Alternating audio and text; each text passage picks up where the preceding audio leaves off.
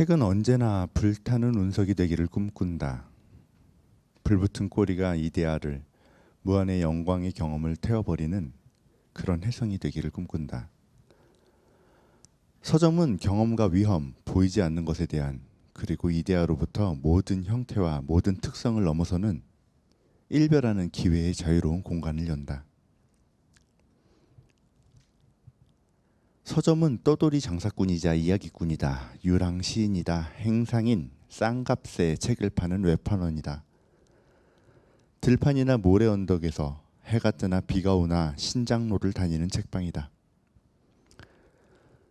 서점은 언제나 대로변에 있다. 그것은 책에서 책으로 말고는 어느 곳으로도 통하지 않는 길이며 그 자신에게만 이어지는 무한히 재인쇄되는 흔적과 활자만을 따라가는 길. 그 길을 따라가면 감동적이면서도 섬세한 사유의 거래가 끊이지 않는 큰 길이 있다. 그 안에서 바로 우리가 책이라고 부르는 것에 순수하고도 언제나 새로운 형태가 요약되거나 소진된다. 장릭 낭시 사유의 거래에 대하여에서 읽어드렸습니다. 프랑스 철학자 장릭 낭시는 스타르스부르크의 한 서점 20주년을 맞이해서 이 글을 썼는데요. 그는 서점에서 일어나는 일을 섬세하고 은밀한 사유의 거래라고 말합니다. 사유라는 신성한 단어에 거래라는 명칭을 붙이다니 처음에는 이 글을 접했을 때 알 수 없는 거부감을 느끼기도 했습니다. 근데 얼마나 편협한 생각인지 금방 깨달았어요. 거래라는 건 주고받음의 다른 말이고 거기에는 꼭 대가가 있어야 되는 건 아니니까요. 그렇다면 사유, 인간의 가장 신성하고 아름다운 힘만 거기에 남게 됩니다. 그 아득한 일을 누군가와 나눌 수 있다면 그런 바람으로 만들어진 공간이 서점은 아닐까요? 서점의 날을 맞이해서 이곳을 찾아온 사유의 거래자들 반갑습니다. 안녕하세요. 저는 2022년 서점의 날 컨퍼런스의 진행을 맡은 시인이자 서점지기 유희경이라고 합니다. 지금 원주 시립중앙도서관 강당에는 인산인해를 이루고 있는데 저희 앞에 있는 사람들이 많이 긴장하고 있으니까 박수를 쳐야 될 타이밍이 되면 아낌없이 박수를 부탁드립니다. 2022년 서점의 날 기념 컨퍼런스의 주관사인 한국서점조합연합회는 1949년 설립된 이래 70년 동안 출판 유통의 건전한 발전과 출판 문화의 향상을 위해서 꾸준히 노력해오고 있습니다. 내실을 추구하면서도 서점인의 화합과 단결을 위해 최선을 다하며 서점인이 권익을 보장받도록 노력하고 또 지역 문화의 핵심인 서점의 역할을 발전시켜서 국민의 독서문화 진흥에 기여하고 있는 기관이라고 할 수 있는데요.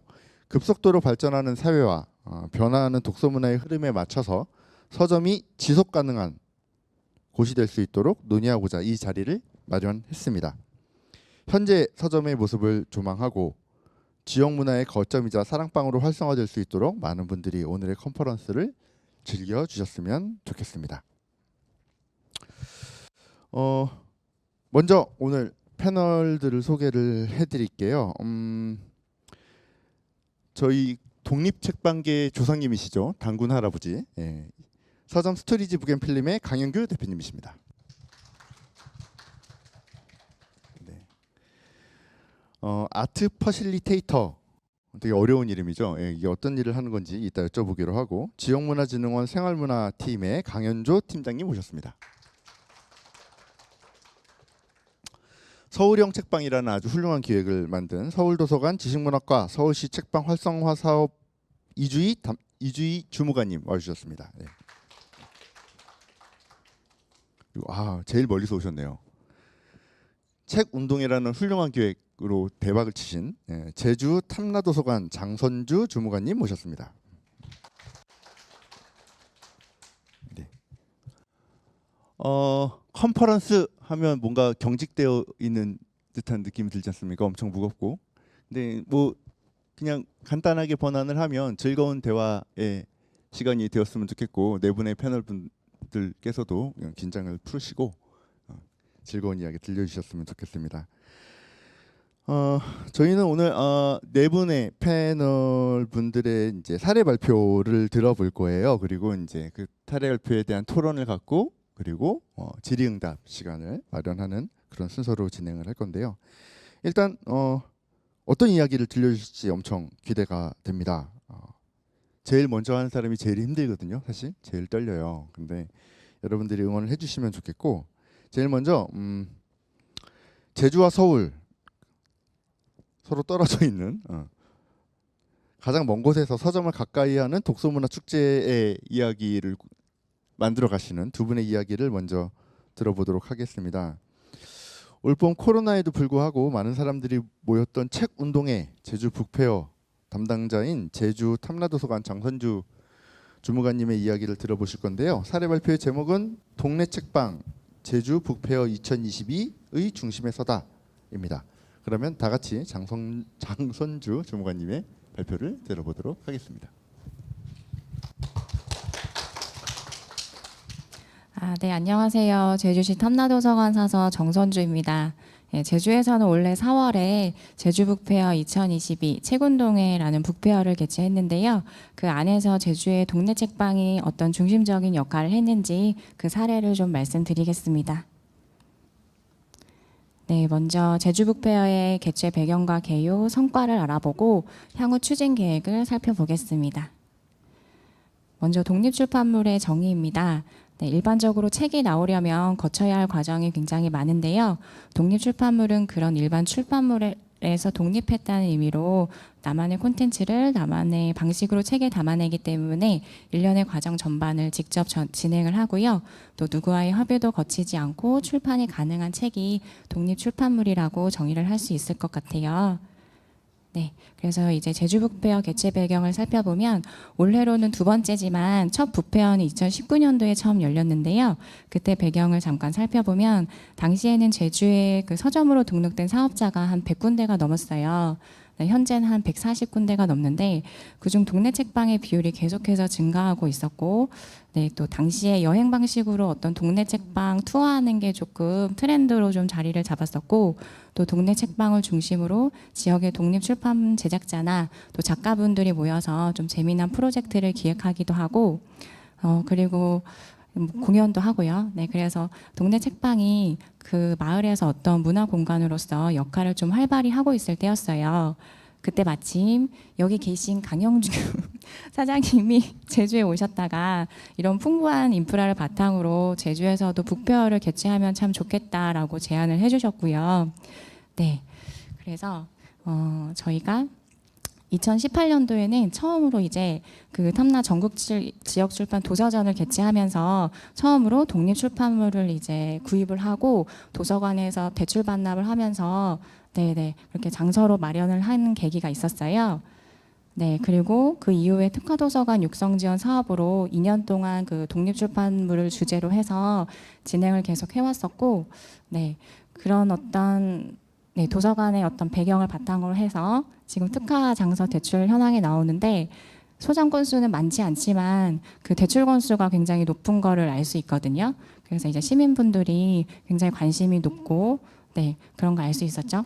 그리고 2019년에 이제 비로소 그 제주 북페어 2019가 열렸는데요.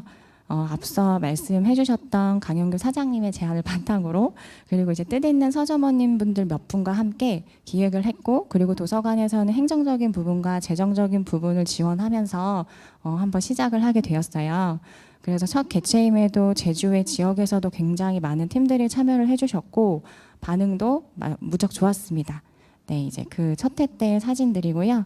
지금 공간은 제주시 한라체육관이에요. 네, 200팀의 이제 규모를 수용할 수 있는 공간이 네, 이곳이 제일 적절할 것 같아서 선정을 했고, 네, 굉장히 많이 찾아주셨습니다. 그리고 다음으로 이제 올해 개최되었던 제주 북페어 2022 책운동회 사업 개요인데요. 첫 회 때 이후로 3년간은 코로나로 개최를 하지 못하다가 원래 벚꽃이 만개했던 4월 9일과 10일에 제주시 한라체육관에서 다시 열리게 되었습니다.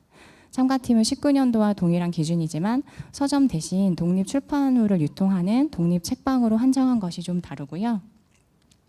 그리고 또 실무추진단을 구성했다는 점이 다른데요. 올해부터는 아예 독립출판물의 흐름을 잘 이해하고 또 유통도 하고 있는 제주도 내 이제 독립책방 대표분들을 실무추진단으로 위촉을 했어요. 그래서 행사 기획 단계부터 구체적인 실행 방안을 전부 함께 진행을 했는데요. 그래서 조금 더 완성도 있는 행사가 개최될 수 있었던 것 같습니다.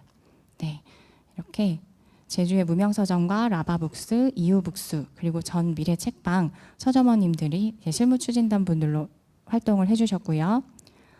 그리고 참가팀 모집은 오직 제주 북페어의 계정 인스타그램으로 홍보를 했고, 그 인스타그램이 그 제작자분들의 어떤 포트폴리오 역할을 하다 보니까 또 어떤 작업을 하고 있는지 저희가 살피기도 좋고, 또 저희 참가팀 모집 홍보 피드를 또 리그램 해주시면서 홍보 확산 속도가 굉장히 빨랐던 장점이 있었어요.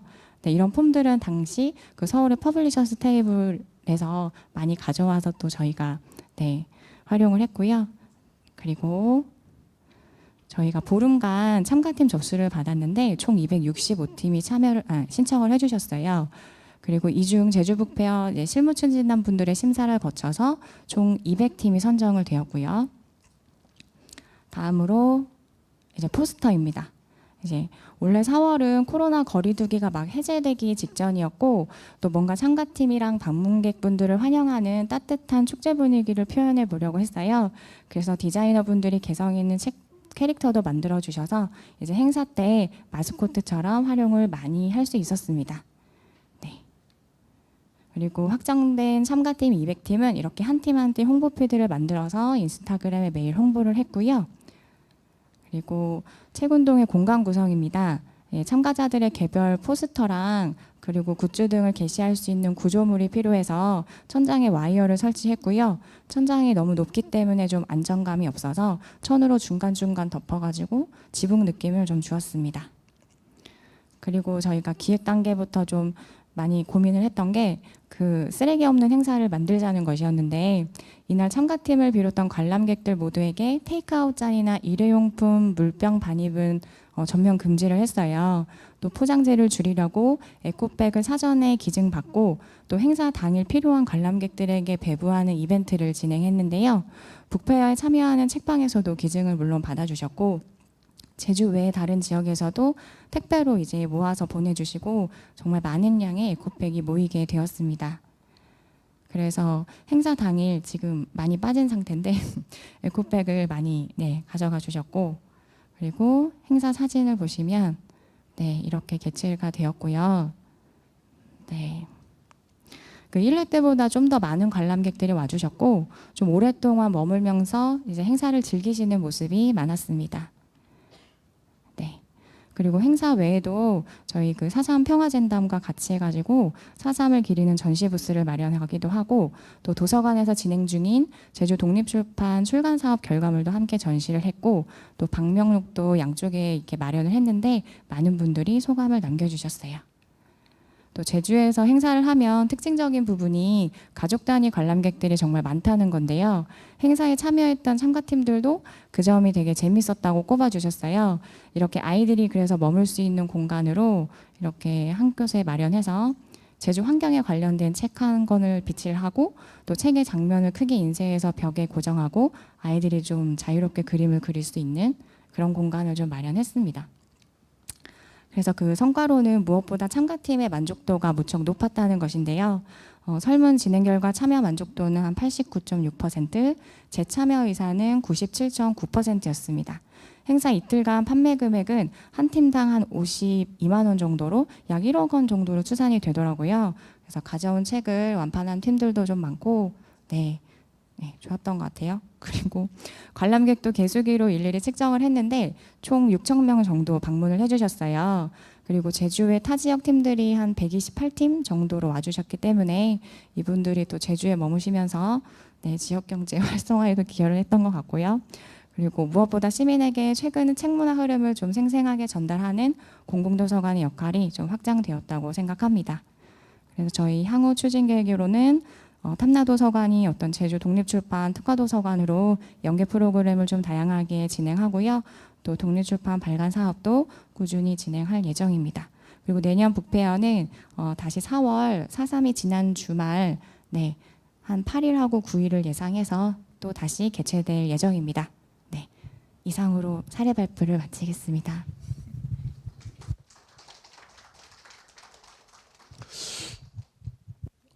얼마나 연습을 하고 오셨는지 느낄 수 있는 아주 핵심만 딱 잡고 요약되어서 깔끔하게 진행된 발표라 할 수 있었습니다.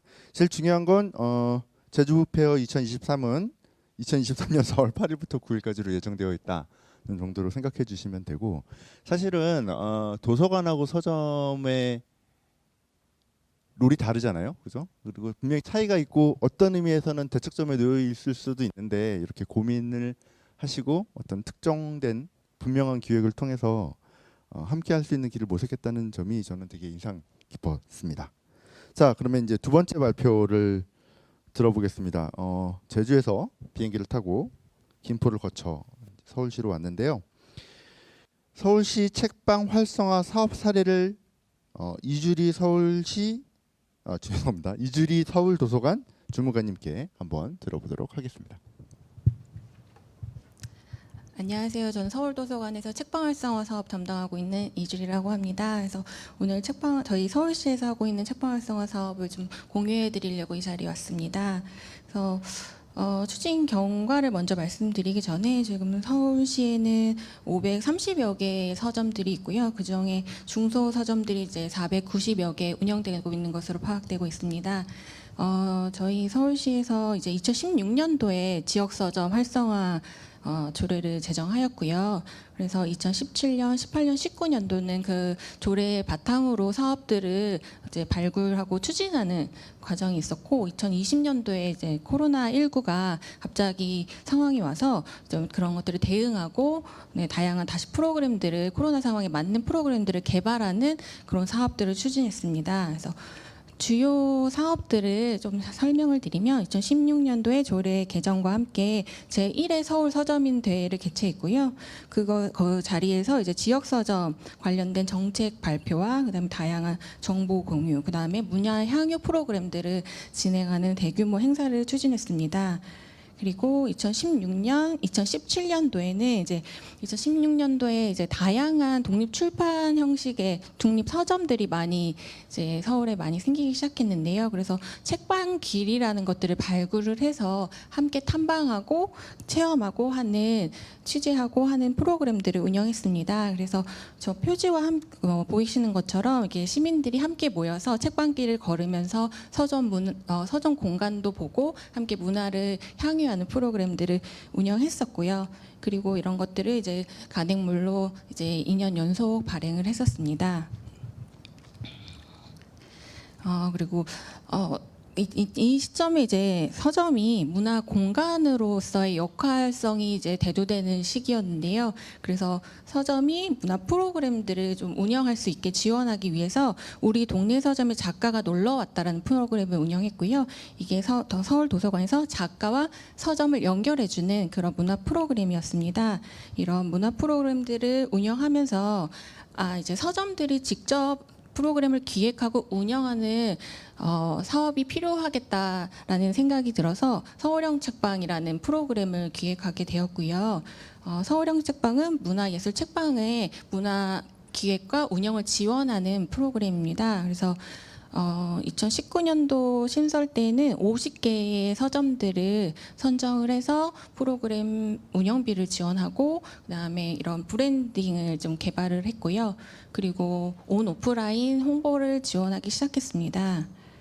그리고 이런 다양한 서점들을 좀 한 자리에서 모여서 볼 수 있으면 좋을 것 같다라는 의견들이 있어서 저희가 이제 서울에는 청계천 한책방 거리도 있고 다양한 지역 서점도 있고 독립 출판물을 만드시는 분들이 많기 때문에 동대문 DDP에서 한 자리에서 모여서 이런 것들을 출판물들도 보고 판매하고 하는 서울 서점 페어를 운영을 했었습니다. 그래서 저희가 이런 것들을 다양하게 운영하다가 사실 이건 더 확장시켰어야 되는데 20년도에 갑자기 코로나가 오는 바람에 저희가 이걸 대응하는 사업들을 하게 되었고요. 서울형 책방도 좀 긴급적으로 우선 빨리 선정을 해서 빨리 지원하는 형태가 되었고, 그리고 그 상황에 그때 도매 업체가 또 부도가 나는 상황이 있어서 저희가 추경을 통해서 5억 정도 추경을 해서 지역 출판사와 서점을 함께 지원할 수 있는 그런 도서 구입 사업을 추진했었습니다. 그래서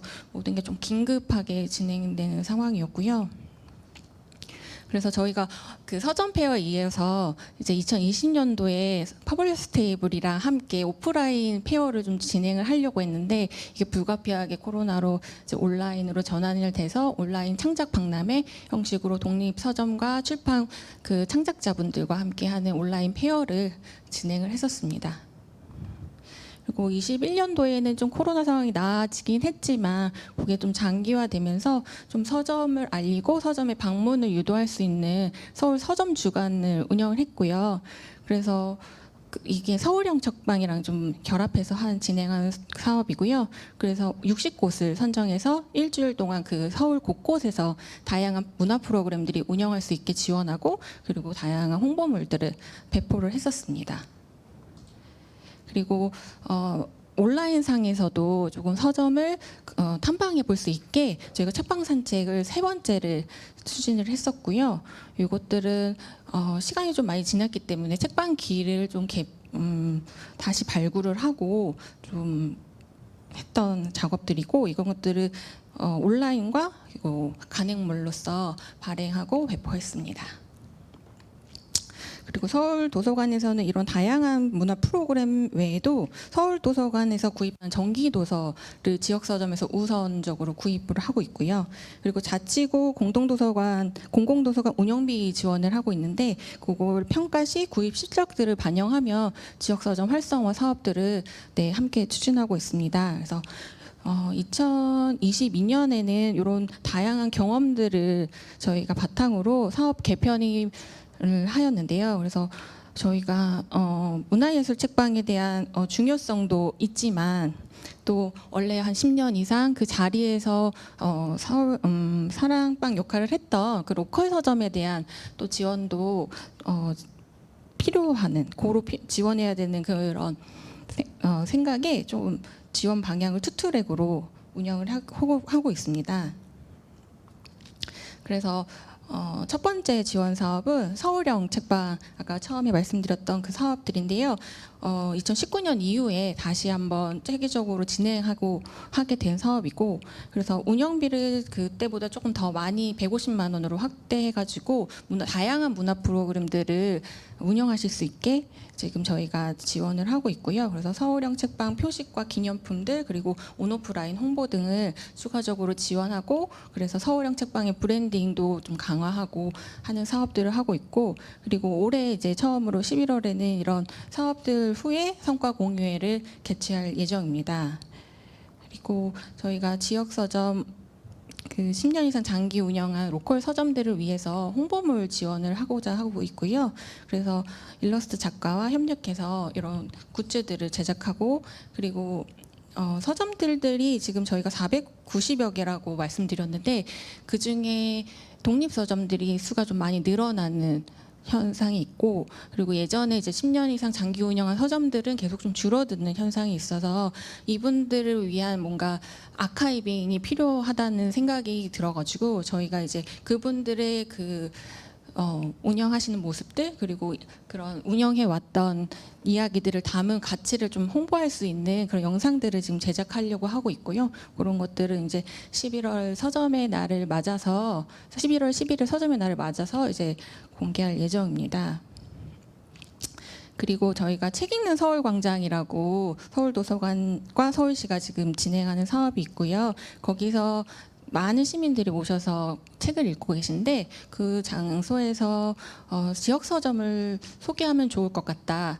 그래서 지역 서점이 기획과 특색 있는 문화 프로그램과 큐레이션한 도서를 전시를 하고 있습니다. 그래서 10개소를 공모를 통해서 선정했고요. 그 서점들이 가지고 있는 특색을 담아서 다양한 프로그램들을 지금 6월부터 운영하고 있습니다. 그래서 저희가 일반적으로 운영하는 그런 프로그램과 다르게 굉장히 개성 있는 프로그램들을 운영하고 있어서 시민분들도 좋아하시고 서점에 대한 좀 관심도를 높일 수 있는 그 행사라고 생각하고 있습니다.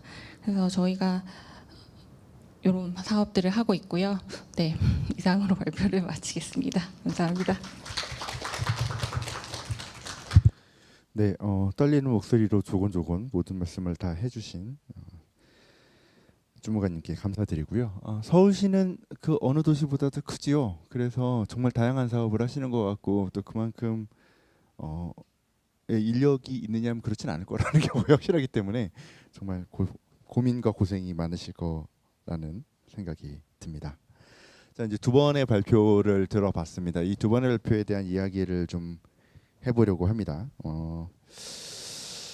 이 지역 책 문화라고 해야 될까요? 지역 서점들과 지역에 있는 행정기관들이 어떻게 문화 창달을 하기 위해 노력하고 있는지에 대해서 이야기를 해보려고 하는데 우선 강영규 대표님, 네, 온갖 곳에 관여를 하고 계시네요. 아닙니다. 크고 작게. 네. 아닙니다. 슈퍼 오제랍이라고 생각하고 있고요. 네. 두 군데 행사 다 참여해 보셨을 거라 생각합니다. 뭐 서울 도서관에서 하는 것도 참여를 하셨을 거고 탐내 도서관에서 하는 것도 참여를 해보셨을 텐데 네. 각각의 경험에 대해서 간략하게 어떠셨는지 이야기를 좀 듣고 싶습니다. 그 제주 북페어 같은 경우에는 이제 처음 시작점에서 조금 같이 하다 보니까 재밌었던 것 같아요.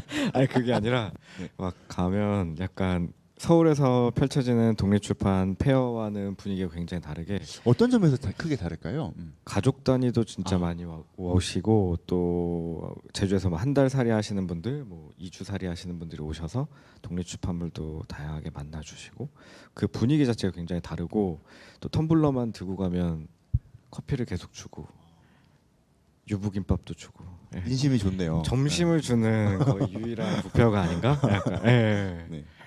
그러니까 분위기 자체가 너무나도 좀 사람을 행복하게 만들어 주는 것 같아요. 왜냐하면 또 벚꽃이 딱 떨어질 즈음에 19년에도 진행을 했고 올해도 그때 즈음에 진행을 하다 보니까 굉장히 모든 분위기 자체나 아니면 행정적인 부분이나 이런 부분에서 굉장히 너무 만족했던 감사했던 행사였던 것 같습니다. 네. 네.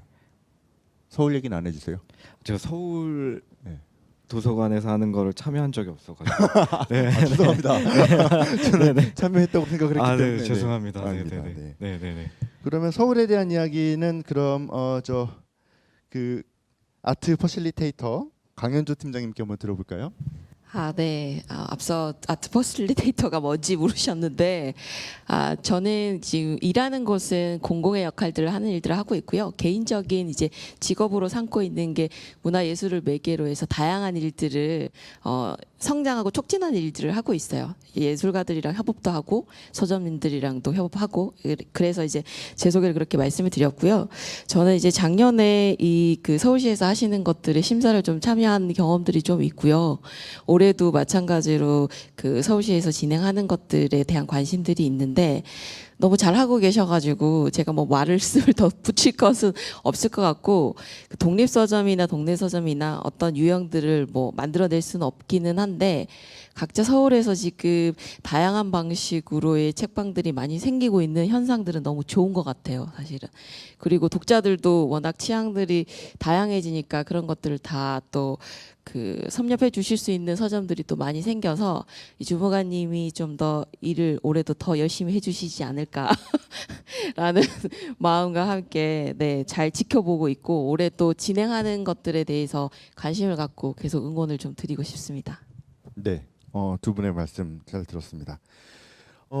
그 또 서울과 제주 각자 서로에게 궁금한 것들과 의견 같은 것들도 있을 거라고 짐작은 갑니다만 이따가 또 자유토론 시간이 있기 때문에 그때로 순서를 미루도록 하고 지금 세 번째 주제로 달려가 보도록 하겠습니다.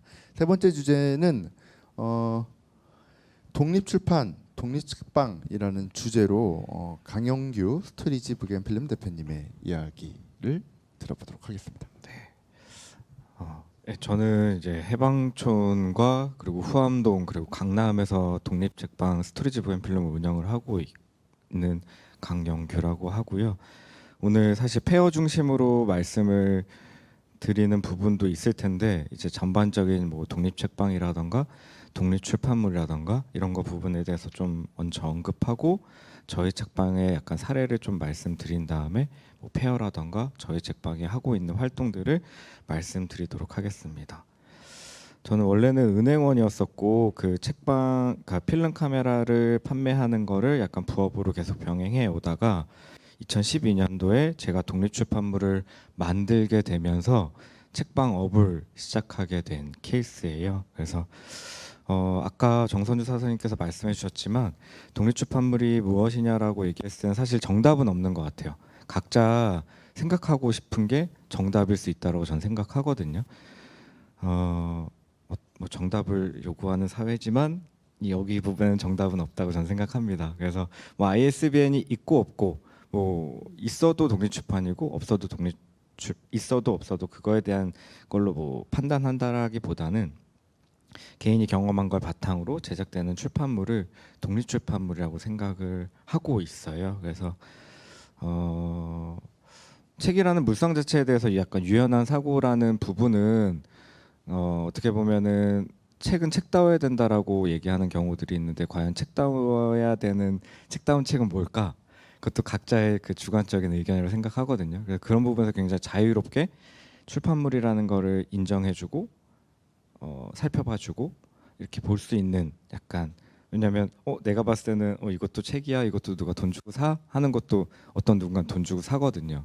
그러니까 나의 가치 판단이 옳다라고 보기보다는 타인의 작업물도 약간 유연하게 바라볼 수 있는 시점으로 독립출판물을 좀 바라봐 주셨으면 좋겠고 그렇게 되면 나도 한번 내 책을 만들어 볼까 할 수 있는 용기도 저는 생긴다고 생각하거든요. 그래서 뭔가 개념 자체를 좀 폭넓게 봐주셨으면 좋겠고 저희는 사실 동네 책방이라고 저는 부르지는 않았어요. 왜냐하면 동네 책방이라고 함은 동네에 있는 사람들이 사실 필요한 책을 팔아야 되는 책방이라고 저는 생각하는데 저희가 해방촌에 저희가 충무로에 있다가 해방촌 이사 온 지 거의 10년 됐거든요. 근데도 사실 해방촌 그 주민이 오는 경우는 극히 드물고 대부분 다 외부에서 오시거든요. 그러면은 독립책방이라는 개념 자체도 그때부터 좀 나오기 시작했었거든요. 그러니까 전 독립책방이라는 개념 자체가 독립출판물을 파는 책방만 독립책방이라고 생각하지는 않고 위첸 시니컬이나 아니면 이제 뭐 미스테리 유니온이라던가 약간 장르성을 갖고 책을 판매하고 큐레이션하는 책방도 전 독립책방으로 개인적으로 생각을 하고 있어요. 그래서 다만 이제 대형 자본이 아닌 소규모 자본으로 만들어진 책방 그리고 기존 독립책방과는 다른 방식으로 접근한 책방 아마 이런 책방의 흐름들이 생겨서 각 지역마다 독립책방들이 많이 생긴 거는 아닌가 싶기는 해요. 네. 말씀드렸던 것처럼 저희는 2012년 9월 달에 독립출판물을 다루는 책방으로 시작을 했고요. 그때 당시에 독립책방이라고 불리우는 곳이 서울에 세 군데가 전국에 세 군데? 지금은 아까 490군데 중에 그래도 200군데 아마 독립출판물을 다루는 곳으로 알고 있긴 한데 어쨌든 간에 그때 당시에는 책방이 너무 적어서 왜 이렇게 책방이 적지? 전 제 책을 300부를 찍었는데 책을 입고할 데가 세 군데밖에 없는 거예요. 제가 아무리 지인들한테 판매를 해도 어떻게 해야 되지? 해서 책방이 너무 적다. 해서 제가 책방을 해야 되겠다 생각해서 이제 책방을 하게 된 케이스거든요. 그리고 전 독립출판물이 너무나도 좋았어요. 왜냐하면 책에 약간 기성적으로 생각했던 틀이라던가 표현하는 방식이라던가 뭐 편집하는 방식 이런 부분에서 굉장히 자유롭기 때문에 책에 관심 없는 분들도 책이라는 거를 좀 관심 있게 바라볼 수 있는 계기가 되지 않을까? 그리고 이 세계를 조금 더 많은 사람들이 알았으면 좋겠다라는 생각으로 이제 책방을 시작하게 됐죠. 당시에 이제 그러니까 선별을 했어요. 이 책은 저희 책방이랑 맞으니까 입고 가능합니다. 혹은 이 책은 우리 책방이랑 맞지 않으니까 입고가 어려울 것 같습니다. 약간 이런 식으로 약간 선별의 과정이 있었는데 저는 독립출판물이 좀 대안적 문화로 봤거든요. 그래서 거기서 선별을 하는 게 과연 맞는 것일까라는 생각이 들었고 그러면 우리는 모든 독립출판물을 받는 책방을 하자 해서 시작했지만 14년도부터는 저희도 선별을 저희가 한 3.5평, 5.5평이다 보니까 물리적 한계가 너무 커서 그때부터 사실 책방이 많아지기 시작했거든요. 14년도부터. 그래서 저희가 거절을 하더라도 그분이 이제 팔 수 있는 판로가 생겼으니까. 네, 애초에 시작점은 모든 독립출판물을 받는 게 저희 책방의 모토였습니다. 1층으로 조금 내려가고 싶어서 그 지상으로 좀 내려가고 싶어가지고 이제 해방촌에 제가 연고가 있었던 건 아닌데 굉장히 저렴한 동네였고 아무도 탐내하지 않는 자리였었기 때문에 굉장히 임대료가 쌌거든요. 그래서 이 자리를 13년 12월 달에 이전을 해서 지금까지도 망하지 않고 잘 운영을 해오고 있습니다. 제가 중간중간마다 막 여러 가지 활동들을, 그러니까 공간적인 확장도 계속 해왔고 그렇긴 한데 저희가 책방을 운영하면서 이제 수업도 같이 진행을 하거든요. 근데 앞에 말씀드렸던 책방에서 항상 책방 영업이 끝나면 가운데 테이블에 있는 책을 다 치워가지고 테이블을 깔고 수업을 하고 하니까 너무 힘들더라고요. 허리가 너무 아파가지고 그 인근에 카페 하시는 사장님이 커피 볶는 공간을 마련을 하셔서 그 공간을 그러면 같이 쉐어하자 해서 스토리지 워크룸이 그때 생겨서 그때부터 지금까지 같이 수업하는 공간으로 활용을 해오고 있고 사실 워크숍을 저희가 기획하게 된 건 책방만으로 사실 운영이 힘든 거는 사실이긴 하거든요. 근데 책방의 수입을 먼저 생각한 건 아니었고 제가 다른 마켓이나 이런 페어들을 참여하다가 다른 작가님들하고 이제 밥을 먹다 보면 작가님들이 다른 데서 외부에서 수업을 하는데 그 중간에 모객하는 곳이나 이런 기획하는 곳에서 굉장히 많이 떼어가는 거예요. 뭐 대관료라던가 아니면 모집료라던가 뭐 이런 이름으로. 그래서 그럼 너무 부당하다. 그럼 우리가 작은 공간이 있으니까 그럼 작은 공간에서 먼저 뭔가 최소한의 수수료를 받고 수업이라는 걸 해보자.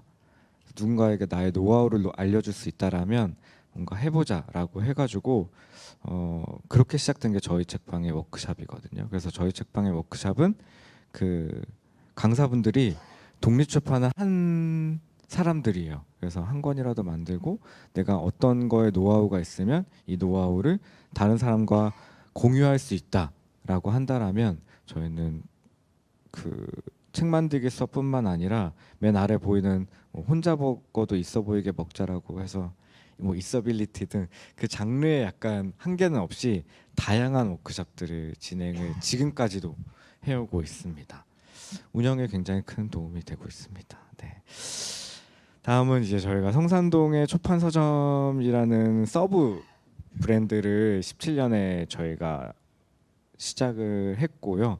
사실 저희가 뭐 서브 브랜드에 대한 욕구는 없었어요. 욕구는 없었는데 좀 어떤 계기가 생겨서 이 공간을 오픈을 하게 됐었죠. 근데 제가 예전에 막 인터뷰를 할 때 홍대에는 책방을 하지 않을 것이다 막 이런 이야기 했었거든요. 왜냐면 홍대 너무 멋진 책방들이 많으니까 각자 너무 잘하는 책방들이 많아서.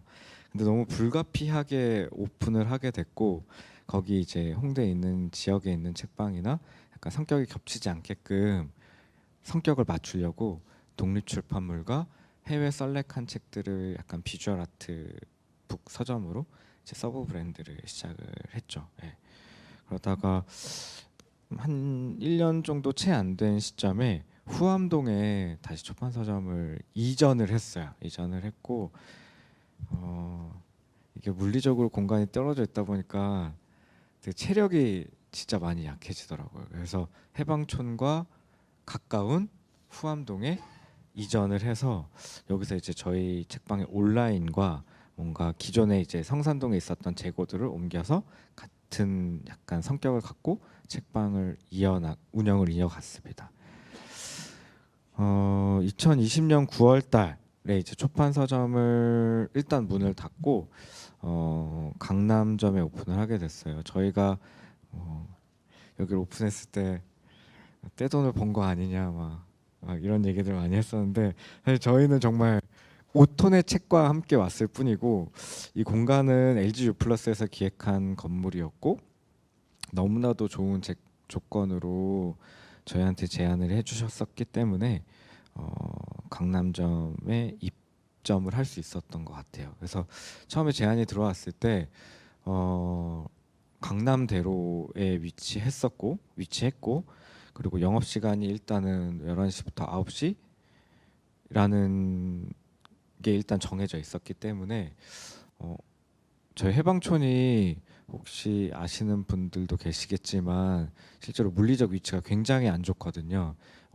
남산 중간에 있다고 생각하시면 되는데 그렇다 보니까 지하철로 연결이 되어 있지 않고 마을 버스를 타지 않으면 도달하기 어려운 지점들이 있다 보니까 그래도 강남대로면 교통도 편하고 그리고 긴 영업 시간이니까 퇴근을 하고 독립출판물을 또 만날 수 있는 지점이 되지 않을까? 또 아예 몰랐던 분들이 또 알게 되는 지점이 되지 않을까라는 생각이 들어서 정말 고민도 안 하고 많이 승낙했던 것 같아요. 그래서 저희가 11월 말까지만 여기는 이제 운영을 하고 다시 이제 해방촌 쪽에 또 새로운 공간을 구해서 아마 이전을 하게 될 예정인데 한 2년 반 정도 굉장히 잘 운영을 했던 것 같아요. 네.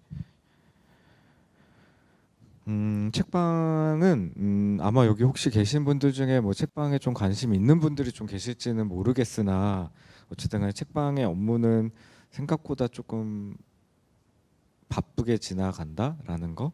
예전에 막 처음에 책방 오픈했을 때 막 손님들이 좋으시겠어요, 막 좋은 음악도 듣고 읽고 싶은 책도 읽으시고 약간 이렇게 말씀하신 분이 많았는데 생각보다 책방하고 책을 읽는 시간 사실 굉장히 더 적어지긴 한 거거든요. 그래서 뭔가 저희 책방 오픈 시간은 한 2시부터 7시지만 앞뒤로 붙어 있는 시간이 굉장히 길어요. 그래서 이런 처리들을 또 하고 있습니다. 책방 운영은 제가 아까 막 힘들다라고 말씀드렸는데 마진율이 30%예요. 그래서 10,000원짜리가 팔리면 3,000원이 남는 구조거든요. 근데 실제로 3,000원이 남는 것도 아니고 뭐 카드 결제 수수료라던가 온라인 결제 수수료를 빼면 실제로 훨씬 더 적은 마진율인 거죠. 예를 들어 뭐 카페라던가 아니면 의류를 파는 그런 사업가는 좀 정반대되는 마진이 남다 보니까 사실 책방 운영에 관심 있는 분들이라고 하면 어려운 부분이 많다라는 거는 알고 시작하시면 좋을 것 같습니다. 저희는 그래서 자체적인 출판을 하고 있어요. 자체적인 출판은 아까 말씀드렸던 고정적인 수입 30%보다 훨씬 더 많은 마진을 얻을 수 있거든요. 왜냐하면 인쇄비를 뽑고 나면 그부터는 책방의 운영 수입이 되다 보니까 이제 저희 자체적인 출판도 하고 있고 아까 말씀드렸던 이제 워크샵 그리고 뭐 이런 전시 활동도 했었어요. 이제 테이크아웃 드로잉은 지금은 없어진 공간이기는 한데 이제 거기가 문을 닫기 전에 이제 전국에 있는 책방 23개를 모아다가 이제 각자의 책방에서 한 20권의 책을 셀렉해서 전시하는 활동도 했었고 뭐 연어전이라고 해서 저희 책방에서 수업을 들었던 수강생이 지금 거의 5,000분이 넘거든요. 그러니까 그 분들이 만든 책들도 굉장히 많아요. 그래서 그 책들을 전시를 하는 프로그램 그리고 그 전시하는 기간 동안 무료로 하는 워크숍들을 만들어 가지고 연어전이라는 게 저희가 언덕에 있으니까 수업 끝나고 나면 다 홍대로 가거든요. 그래서 다시 고향으로 돌아와라 해가지고 이제 연어전이라는 이름으로 이제 전시 및 뭐 무료 프로그램들도 같이 진행을 했었고요. 그다음에 언더그라운드 마켓 저희가 애초에 그 다음에 얘기할 이제 퍼블리셔 테이블이 있는데 퍼블리셔 테이블은 2013년도부터 저희가 헬로 인디북스랑 같이 진행을 해왔던 페어고 그 페어가 뭐 2018년에 갑자기 규모가 커졌지만 저희가 2013년, 14년, 15년을 거치면서 한동안은 좀 휴식 기간을 가졌어요. 헬로 사장님이 좀 게으른 편이어가지고 그 농담입니다. 네, 그래서 뭔가 퍼블리셔 테이블 더 이상 하고 싶지 않다 약간 이래가지고 그러면은 내가 할 수 있는 마켓을 만들어야 되겠다 해서 이제 언더그라운드 마켓을 만든 거였거든요. 이 페어는 아마 혹시 가보신 분도 계시고 들어보신 분들도 계시겠지만 독립出版물 페어 같은 경우에는 책을 만든 사람이 직접 셀러로 나가서 각자의 책을 소개하고 판매하는 페어라고 생각하시면 되는데 그 페어가 굉장히 필요하다고 생각했어요. 창작자가 실제로는 아마 대충 유추하시겠지만 경제적으로도 조금 어려운 부분도 많고 어떤 누군가한테는 그게 푼돈일 수 있지만 그게 어떤 누군가한테는 또 큰돈일 수 있거든요. 그리고 또 독자와 창작자가 서로 만난다라는 장 자체는 굉장히 창작자에게는 또 좋은 기회라고 생각을 하고 그건 독자에게도 마찬가지라고 생각을 하기 때문에 이런 장이 저는 계속 필요하다고 생각했었거든요. 그래서 그런 생각으로 이제 언더그라운드 마켓 저희 해방촌 그 아까 워크숍 하는 공간이 굉장히 작은데 거기에 막 진짜 한 30팀 넣어가지고 이렇게 약간 되게 사부작 하는 마켓을 한 6회 정도 진행을 했었고요. 그런 다음에 이제 서울역 문화역 284랑 좀 이야기가 잘 돼서 문화역 284에서 2018년에 규모를 한 250팀 수준으로 키웠었고 그 다음에는 이제 디뮤지엄 한남동 디뮤지엄에서 제안이 들어와서 이제 19년까지 이제 진행을 했죠. 네. 그래서 관람객은 한 2만 명 정도 수준이었었고 저희가 프로그램도 굉장히 다양하게 많이 했었어요. 그래서 그렇게 진행을 해오갔고 지금은 이제 책보부상에서 이제 리틀 프레스 페어라는 이름으로 올해는 5월달에 저희가 코엑스몰에서 진행을 했었거든요.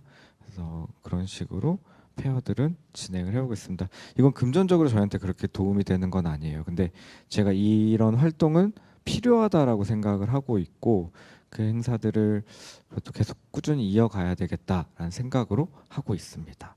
그 외에도 이제 스몰 포켓이라는 팟캐스트 저희가 이제 책방 운영자라던가 뭐 독립출판을 하는 친구들을 직접 만나기도 힘들고 만난다 치더라도 책방 어떻게 여셨어요? 뭐 이런 것들을 물어볼 수 없잖아요. 그래서 저희가 이제 대신 가서 물어보는 약간 이런 느낌으로 같이 또 헬스남의 책방이라는 헬로윈드 부스랑 같이 또 하는 팟캐스트도 있고요. 네. 왜냐하면 이게 독립출판이라는 개념 자체도 2000년대부터 시작을 했고 지금은 이제 독립출판 안 하고 있는 분들도 있어가지고 뭐 근황 월드컵이라고 이제 사라진 제작자들을 찾아서 이제 가는 뭐 그런 프로그램도 하고 있고. 예.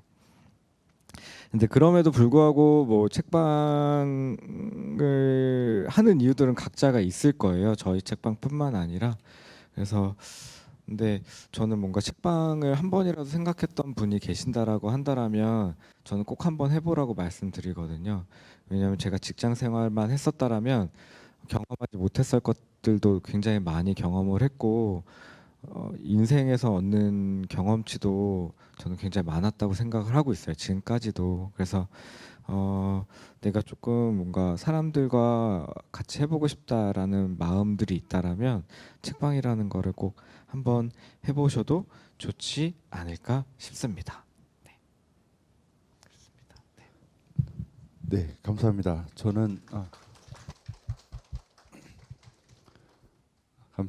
저는 왜 책방 얘기를 들으면 항상 마음이 울컥해지는지 잘 모르겠습니다.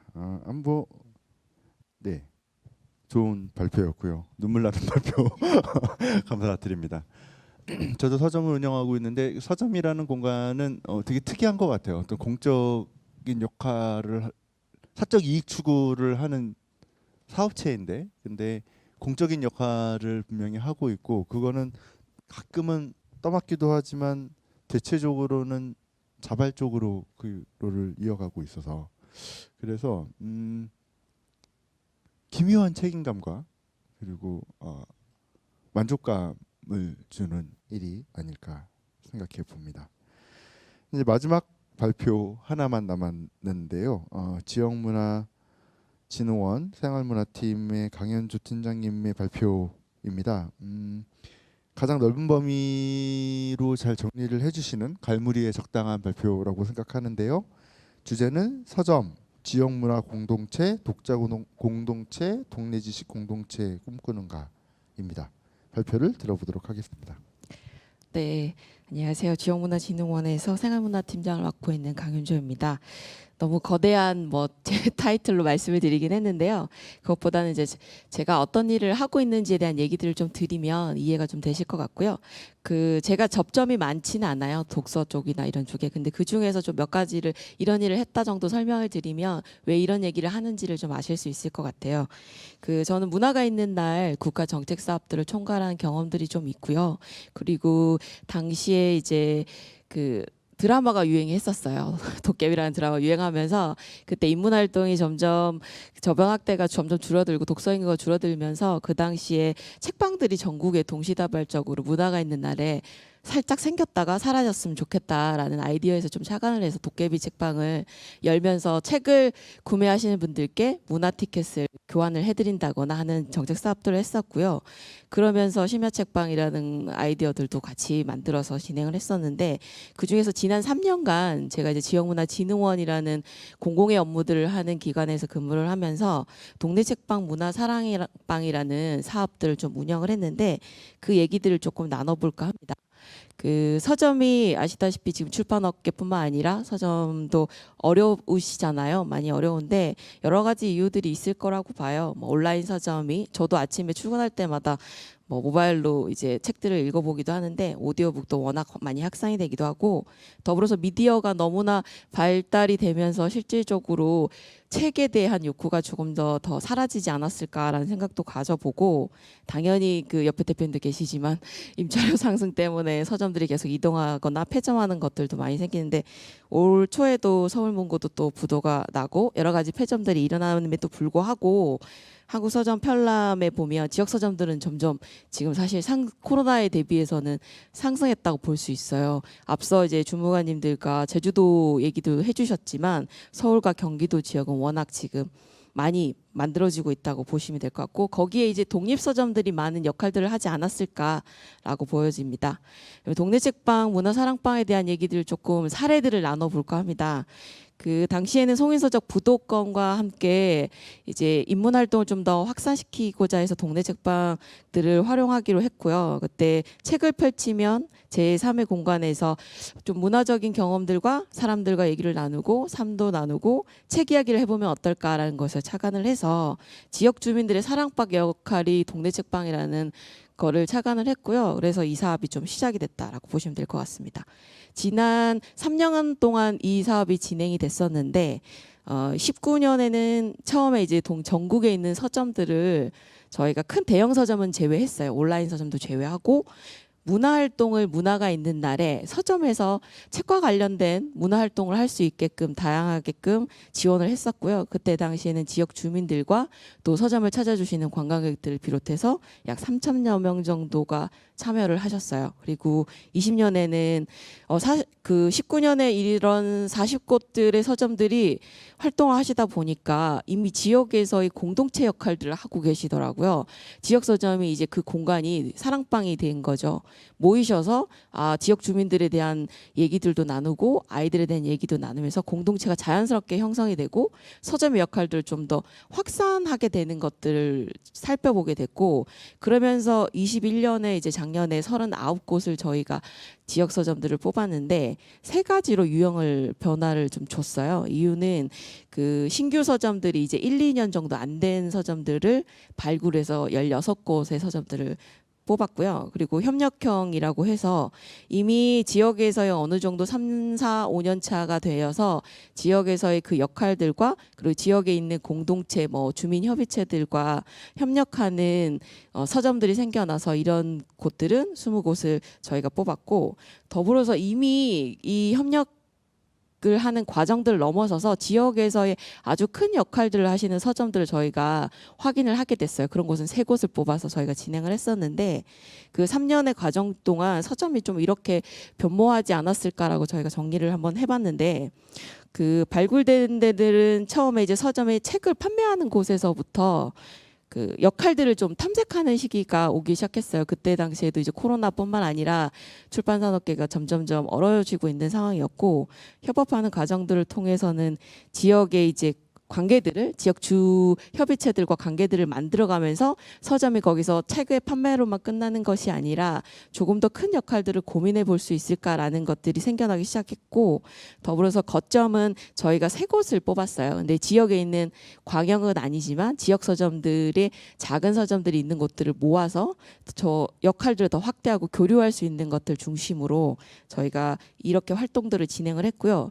근데 이런 것들을 하면서 서점의 대표님들과 같이 논의하는 시간을 많이 가졌어요. 그럴 때 성장을 어떻게 하면 우리가 이 책의 판매하는 것에서 끝나는 것이 아니라 조금 더 성장할 수 있을까라는 지향점들을 같이 고민하기 시작을 했고, 그 중에서는 이제 지역의 관계를 만들어가면서 또는 이제 독자들을 당연히 확보를 해야 되겠죠. 독자들도 확보하면서 이 독자들과 어떻게 공공의 목적을 위해서 사회적 가치를 창출하고 지속 가능할 것인지에 대한 고민들을 함께 논의하는 과정들이 있게 됐습니다. 이게 공공에서 시작을 했기 때문에 아마 이런 고민들을 같이 해볼 수 있었던 계기가 됐던 것 같고요. 아마 개인적으로 서점을 운영하시는 대표님들은 생계를 하루에 열고 닫는 것도 힘드시기 때문에 충분히 그 지점은 다를 거라고 좀 봅니다. 저희가 이제 3년 동안 만들어낸 책들인데요. 이 책은 전국의 사례들을 좀 보실 수가 있을 것 같아요. 그래서 지역문화진흥원 홈페이지에 와 보시면 다운로드 받으실 수 있어서 참고를 하시면 좋을 것 같아서 제가 좀 가지고 왔고요. 이런 서점들이 3년 동안 함께 해주셨습니다. 지금 올해는 이제 이 서점의 그 사업이 통합이 돼서 이제 다른 유형의 사업들과 함께 진행이 되고 있고 지역 서점들이 함께 참여해 주고 계십니다. 그중에서 몇 개의 사례를 제가 좀 가지고 왔는데요. 그 작년에 같이 추진을 해주셨던 밀양시의 청학서점 같은 경우에는 60년이 이제 되셨어요. 엄청난 인구의 세월을 갖고 계신데 아마 지역에 있어서 규모도 크긴 하지만 쉽지는 않으셨대요. 운영하시면서 지금 현재는 3대가 놀러 오는 서점들을 계속 만들고 계시고 작년에는 어린이 작가 89명에게 도록을 함께 만들어서 선물하는 이벤트도 좀 여셔서 지역에서의 역할들을 계속적으로 찾아가고 있는 사례라고 봐주시면 될 것 같고, 대구시 같은 책방아이 같은 경우에는 협동조합형 서점이에요. 이제 서점이 개인 독자적으로 운영하시기 어려우시다 보니까 지역에 있는 조합원들을 모집을 하셔서 지역 내에서의 책방의 역할들을 찾아가시고 책 배달 서비스도 하고 계세요. 그래서 이 다양한 역할들을 찾아가고 있는 일들을 하고 계시고, 그리고 앞서 말씀드린 그 거점형 역할들을 하는 3개의 서점 중에 하나인데요. 진주문고는 이미 규모가 너무 커서 이 사례가 아닐 수도 있긴 하지만 그 지역에서 어떤 역할들을 하고 계시는지를 제가 공유하고 싶어서 가지고 왔는데요. 다양한 실험과 고민들을 좀 지역에서 하고 계세요. 워낙 확장 영역도 많이 있으시고 대표님의 역할도 계시긴 하신데, 저희가 작년에 39개의 서점들을 지원하면서 19개의 책방들을 모임을 가지게 됐어요. 네트워크를 만들고, 아마 북페어 하시는 것들도 네트워크를 다 하실 텐데요. 지역 서점들이 실질적으로 지역에서 이 운영난이 너무 어렵다 보니까 어떻게 이 상황들을 타개해야 될 것인지의 문제점들을 같이 공유하는 시간들을 스스로 가지게끔 했고요. 이분들께서 줌으로 여러 차례 화상회의로도 만나시고 직접적으로 다른 책방을 가서 또 그 곳들도 한번 보시고, 그래서 큐레이션도 어떻게 하시는지 서로 정보들을 나누는 시간들을 많이 가지게 돼서 그 거점으로서의 역할들을 지금 잘 해내가고 있는 서점들이 많아지고 있는 저희가 사례를 볼 수 있었고, 하나는 저희 사업에 그 동네 책방 문화사랑방으로 지원받지는 않으셨어요. 근데 다른 유형의 사업들로 지역에서 활성화를 시키고 계시는 사례인데요. 서울시 관악구에 5개의 관객의 취향이라 부터 시작해서 5개의 젊은 청년 그 서점의 대표님들이 계세요. 이 5분이 모이셨더니 지역에서 이제 동료가 생긴 거예요. 운영하는데 오늘 매출이 어떻더라 이런 얘기도 나누시면서 저녁에 이제 술 한잔 하시면서 이런 얘기 저런 얘기 하시면서 이제 그러다 보니까 서로 만나면서 이런 얘기 저런 얘기 하다 보니까 일이 생기게 된 거예요. 우리 지역에서 뭐 한번 해보자. 그러면서 동네북 출판학교도 만드시게 되고, 그 다음에 도네이션 하시는 일들도 만들게 되시고, 그러면서 지역의 이제 브랜드까지 이제 성장하게 되는 계기들을 스스로 만들어가는 케이스라고 보시면 될 것 같고, 그러다 보니까 지역에 있는 그 공공에 있는 뭐 관악문화재단이라든지 자치구라든지 이런 데들과 같이 협업하는 과정들이 생겨나기 시작한 거죠. 그리고 이 사례는 뭐 100% 서점의 사례는 아닌데 그 용인시에 있는 느티나무 도서관 같은 경우에는 코로나에 365일 중에 360일을 오픈을 하셨어요. 이제 약간의 자구책을 좀 찾아내신 케이스인데요. 그 도서관은 좋은 질문을 발견하는 곳이라는 모티브로 대표 관장님께서 적극적으로 활동하고 계시는데 그 시민의 실험실이 돼야 돼서 코로나 시대 때 3, 4, 5 모이셔서 한 번도 문을 안 닫고 일단 문을 여셨대요. 그래서 지역민들이 갈 수 없거나 답답한 부분들을 조금 해소해주는 역할들을 하셨고 지금은 그 지역에서 지역 서점들을 다 모으셔서 연계 역할들을 하고 계시고 마을 기금까지 이제 조성하는 것까지 지금 이르셨어요. 그래서 그 방법들을 찾아가고 물론 이제 여기는 민간 도서관이긴 합니다만 공공의 역할들을 지역에서 찾아가고 있는 사례라고 봐주시면 되실 것 같고요. 더불어서 이제 제가 작년에 그 심사와 자문을 올해도 했었는데 그 서울시 평생교육진흥원에서 추진하는 사업이에요. 근데 우리 동네 책방 배움터라고 해서 원래 이제 평생교육의 일환으로서 인문활동을 좀 확산시키기 위해서 할 때가 어디가 있을까라는 생각에 서점을 선택을 하게 됐고 그래서 이게 5기가 좀 있는데 21년과 22년 올해 2년차 지금 진행을 하고 있고 서울시의 12개나 15개 자치구에서 책방들이 지원을 받아서 각각의 색깔들을 가지고 지금 적극적으로 활동하고 계신다고 보시면 될 것 같습니다. 네, 근데 이런 각각의 사례들이 있긴 한데 가장 지금 서점들이 많이 다시 증가한 것들은 지자체와 민간의 협의 좀 각자의 역할들 잘 해내고 있지 않은가라는 생각이 좀 들어서 조금 공유하고 싶어서 가지고 왔는데요. 그 청주시에는 책값 반환제라는 것부터 시작을 해서 서점 활성화 조례까지 지금 전국 각국에서 지자체에서도 인문활동들을 적극적으로 활성화하기 위해 지역 서점들과 협업을 하고 있다라고 사례를 봐주시면 되고 전주시 같은 경우에는 잘 아시겠지만 이제 책과 관련된 부분들을 일을 많이 하고 계시는데 지자체에서는 그 책값을 20% 싸게 해주는 정책들을 시행을 하고 계시면서 점점 이제 책 사용 건수가 늘어나고 있고요. 그리고 민간에서 지역에 있는 서점의 대표님들은 북스테이를 통해서 이제 책을 접하는 계기를 좀 더 변경하거나 또는 지역에 있는 그 서점의 한 공간들을 지역민들에게 주고 큐레이션을 하실 수 있게끔 아예 제공을 해주신다거나 또는 한 책방 서점은 동네 책방이 스스로 이제 자립할 수 있도록 이게 지원 정책들은 한계가 있을 수밖에 없으니 연대를 하셔서 15군데 이상을 이제 서점들이 모이셨대요. 그래서 첫 번째로 그 전주시 이제 동네 책방들이 다 모이셔서 1회 문학상 공모를 하신 거죠. 근데 이제 엄청나게 375편이라는 공모가 될 만큼의 인기를 좀 끄셔서 이런 사례들도 사실 지역에서는 지금 많이 일어나고 있다라고 제가 좀 안내를 드릴 수 있을 것 같고요. 대구시는 이제 올해의 사례입니다. 지역 서점이 공공도서관과 협약을 하셔가지고 공공도서관들은 계속 책을 이제 계속 교환을 해주셔야 되는데 이럴 때 그냥 온라인 서점에서 구매를 하시는 게 아니라 유통 부분에 있어서 지역 서점에 필수적으로 몇 개의 서점에게는 무조건 구매를 하시겠다라는 협약을 맺으셔가지고 계속 이제 그 지역 서점을 활용하는 방안들을 고민하고 계신다고 보시면 될 것 같습니다. 네, 지역 서점과 동네 서점, 독립 서점, 다양한 이름들이 있긴 하지만 결국은 이 독자들이 많이 만들어져야 될 것 같고요. 이런 독자들이 앞으로 이런 공동체들을 계속적으로 확산시켜 나가야 된다고 보는데 요즘 서점 옆에 이제 이제 작가님도 계시고 대표님도 계시지만 워낙 다양한 사례들이 있으시잖아요. 지금 옆에 그 시집 전문의 주제 특성화된 곳들도 있고 그 약국안에 있는 서점들도 있고 그다음에 책방에 포장을 다양하게 한다든지 여러 가지 방식들을 생각하고 있다는 점 공유를 드리고요. 그중에서 이제 제가 가져온 사례들 중에 동네 책방, 문화사랑방을 하시면서 특이사항이 있었던 것들 중에 몇 개만 살펴보고 마무리해 줄까 합니다. 제주도 같은 경우에는 앞서 이제 제주 부패도 있었지만 그 4.3 사건에 관련되신 분들과 잡녀의 기록들을 가지고 사람책들과 함께 그 지역 내에서 얘기들을 만들어가고 공동체를 만들어가고 또 독자들을 계속 만들어가는 역할들을 하고 있고요. 오마이북 같은 책방들은 귀촌 귀농을 하신 이런 농부들과 같은 얘기들을 통해서 책방들을 활성화를 시키고 있습니다. 마찬가지로 각각의 이런 지역 서점들이 역할들을 해 나가고 있고요. 특히 뭐 앞서 말씀드렸던 그 우리 서점이나 북소리 책방 의정부에 있는 두 개의 책방은 지역 서점 의정부시에 있는 지역 서점 조례를 제정하는데 서점의 대표님들이 또 적극적으로 활동하신 사례들이 있다라고 말씀드릴 수 있을 것 같습니다.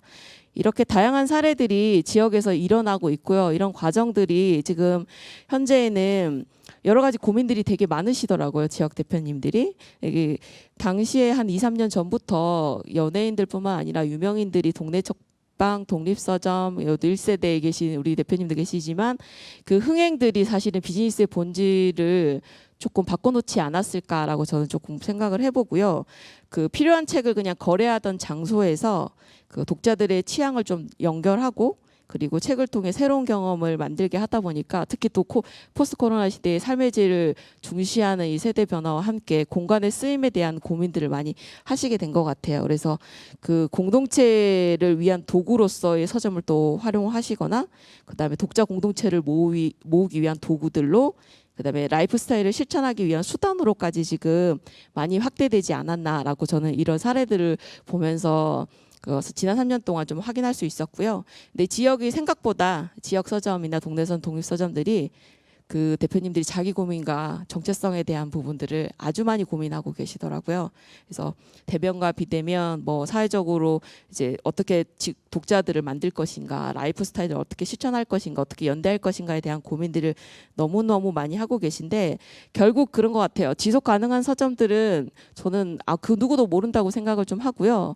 그렇지만 지역에 계시는 서점, 특히 또 서울과 제주도에는 많은 독립 서점들이 계신데 각자 책을 소비하는 인구를 넓혀가는 일들이 독자들 더욱더 많이 만들어내는 일들이라고 봐요. 모이셔서 독서 토론회도 하고 여러 가지 부분들에 있어서 그리고 좋은 서점에는 또 많은 사람들이 모이게 되잖아요. 그래서 동네 지식의 결국은 공동체가 만들어지게 되고 더불어서 지역에서 활동을 하시다 보니 지역의 커뮤니티를 만들고 주민들을 위해서 이 공간들이 존재하다 보니 지역문화 공동체까지 발전하게 되는 게 아닐까라고 생각을 하고요. 그래서 결론은 저희 지역 서점이 지금 지역 문화의 중심에 서 있다고 보고 어떠한 방향성으로 가게 될지는 모르겠지만 저 또한 한 명의 독자로서 또는 공공 업무를 하는 담당자로서 그 역할들을 잘 해내가려고 합니다. 네, 이것으로 마무리를 좀 짓고자 합니다. 감사합니다. 네, 지역 서점을 중심으로 해서 서점이 어떻게 공동체의 문화 창달과 질서를 확립하는 데 도움을 줄 수 있는가에 대한 좋은 사례들과 그리고 앞으로의 예견까지 잘 정리해서 말씀해 주셨습니다. 발표집에 있는 자료는 되게 중요하고 또 귀중한 자료이네요. 예, 잘 간직하도록 하겠습니다. 좋은 발표해 주셔서 감사합니다. 저희가 이제 토론 시간을 가지려고 합니다. 본래는 세 번째, 네 번째만 따로 떼어서 이야기를 하려고 했는데 시간이 제법 흘렀기 때문에 그냥 바로 토론으로 넘어가려고 하는데 토론 시간이 사실 이게 학술 발표면 그냥 의당 흘러가는 대로 그 네 분께서 잘 주고 받으실 텐데 학술 토론회가 아니고 규칙을 정하지 않으면 입국닷을 하실 것 같으시니까 규칙을 정할게요. 그래서 이제 가나다 순으로 어디 보자. 우리 조상님께서 제일 먼저 얘기를 하시겠네요. 강영규 대표님께서 세 분의 발표 중에 한 분에게 질문을 던지시고 그 다음은 강현주 팀장님께서 세 분의 발표 중에 한 분을 지목을 해주시면 되는데 이게 한 분한테 쏠릴 수가 있잖아요. 그건 어쩔 수 없습니다. 네, 그분이 인기 많은 걸로 하고 네. 발표 질문과 응답을 한번 가져보도록 하겠습니다. 저는 이제 정선주 사사님한테 여쭤보고 싶은데요. 그 제주도에 이제 공간이 굉장히 많았는데 이제 부표를 진행할 때 그게 왜 한라체육관이었는지 그 한라체육관 위에 색동 무늬가 있는데 그걸 어떻게 해결할 수 있었을까? 약간 이런 고민들을 많이 하셨을 것 같은데 그게 또 한라체육관이 된 이유가 좀 있었을까요? 네. 일단 제주도에 죄송한데 일단 한라체육관이라는 곳이 어디에 위치해 있는 어떤 특성을 가지고 있는 공간인지부터 이야기를 해주시는 게 좋을 것 같아요. 네. 제가요. 제가 그러니까 막 한라치가 나빴다는 게 아니라 대단히 공격적인 질문인 줄 알고. 막 그런 거 있잖아요. 예전에 막 TV 보면 씨름 경기 하던 그런 체육관들 있잖아요. 그래서 천장에 그 색동무늬가 굉장히 강렬한 체육관인데 사실 도서관 시설도 많았을 것 같고 아니면 뭐 대학교 시설이라던가 뭐 이런 것도 사실 충분히 가능했을 것 같은데 그게 어떻게 이제 한라체육관이 됐을까라는 궁금한. 알겠습니다. 네, 일단 제주 시내에 200팀이면 거의 한 500명 정도 참여를 하고 테이블도 한 200대를 깔아야 되고 또 관람객도 5, 6천 명 정도 수용할 수 있는 공간이 제주시에는 한라체육관밖에 없었어요. 그리고 또 마침 공항에서도 한 15분, 10분 내로 또 거리도 괜찮고 해서 거기를 선정하게 되었고 또 그 천장, 색동천장은 굉장히 고민이 좀 많았긴 했습니다. 근데 또 긍정적으로 바라보면 되게 레트로하기도 하고 그리고 작가분이 그래서 그 천장을 조금 가리려고 또 지붕을 좀 만들어 주시기도 했고 그랬어요. 근데 결과적으로는 그 공간성으로 인해서 책운동회라는 부제도 좀 만들게 되었고, 그래도 좀 되게 동적이고 재미있는 좀 행사를 개최할 수 있었던 것 같아요. 네. 이거는 사적인데 야외에서는 불가능하겠죠. 그 야외에서는 말을 들어보니까 그 책방분들이 책은 날씨가 좋아도 일단 밖에 나가면 무조건 상한다고 하더라고요. 그래서 실내를 굉장히 선호하셨고 그걸 반영을 해서 실내로 공간을 잡았습니다. 네. 책이 망가지는 것도 있지만 제주는 바람이 세서 그죠? 책이 날아다닐 것 같다는 생각이 들었습니다. 자, 그럼 다음은 네, 죄송합니다. 제가 네, 질문하겠습니다. 강현조 선생님이네요. 네. 네. 저는 옆에 그 시조세이신 우리 대표님께 여쭤보고 싶은데 정말 책방 저도 이제 헌책방을 한번 열어본 적이 있는데 망했어요. 네, 한 10여 년 전에 했었는데 그 책방 운영으로 정말로 대표님 요즘 뭐 먹고 사세요? 궁금해요. 이게 그 이제 책방의 매출과 이제 저희 책방의 이제 워크샵 그리고 그 자체적인 출판한 책들 그리고 제가 또 외부에서 뭔가 하게 되면 그런 약간 수입을 통해서 어렵게 생활하고 있습니다. 네. 그렇게 생활하고 있습니다. 네. 네, 생각보다 무서운 질문들이 서로 오가고 있는 중입니다. 네, 다음은 이주리 선생님께서.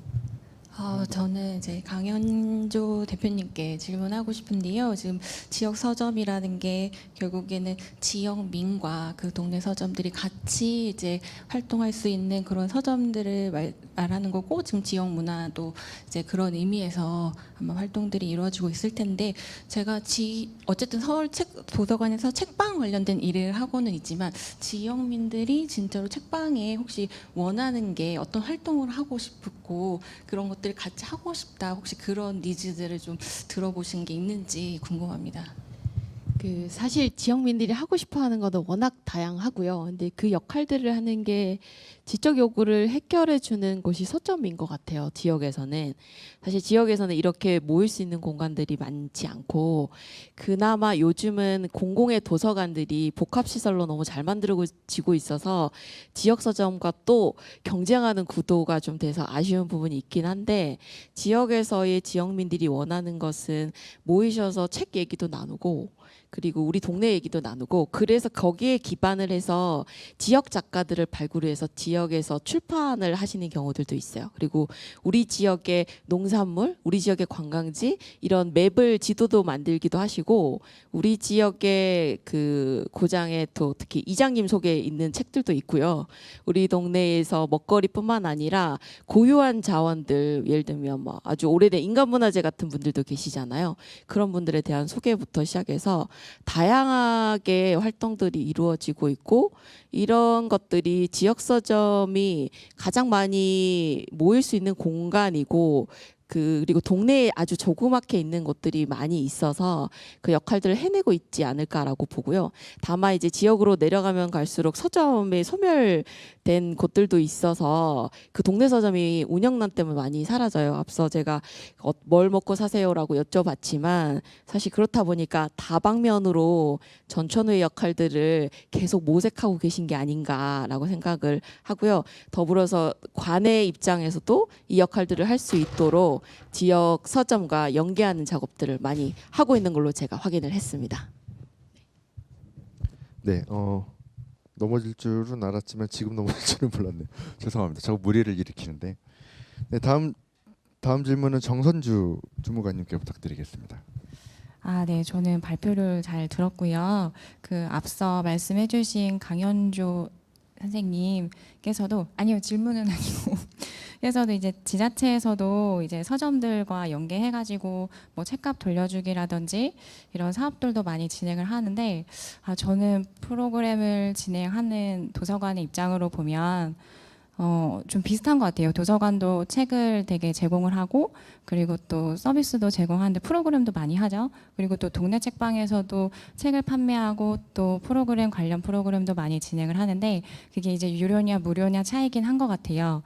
근데 이제 확실히 제가 느끼는 바로는 동네 책방에서 진행하는 프로그램이 어떤 좀 뭐라고 해야 될까요? 그 이용자분들이 참여하는 이용자분들의 만족도가 조금 더 높지 않을까? 그리고 굉장히 참신한 아이디어들도 많고, 네, 그래서 이런 조금 어떤 직관적으로 막 책값을 지원하고 이런 것보다는 아까 말씀해주신 여기 이주리 선생님이 서울에서 지금 서울시립도서관에서 지금 책방 서울형 선정 지원 사업을 지금 하고 있는 것 같아요. 저는 이게 조금 앞으로는 도서관과 어떤 서점이 굉장히 가까이 지내면서 서로 좀 협력하고 지원해 나가야 된다고 좀 생각이 들었거든요.